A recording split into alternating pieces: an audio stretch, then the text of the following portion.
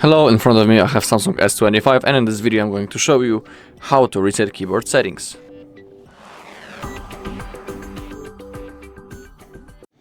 Okay, so we need to simply open up our settings. Once we are here, we need to scroll down until we find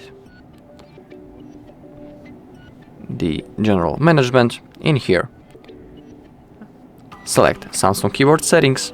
Now scroll down, and in here we have option to reset to default settings. Simply click on that. Click on reset keyboard settings. Click on reset. And now our keyboard settings has been successfully resetted. Alright, that's all on this video. Thank you all for watching. If you found this video helpful, please leave a like, comment and subscribe.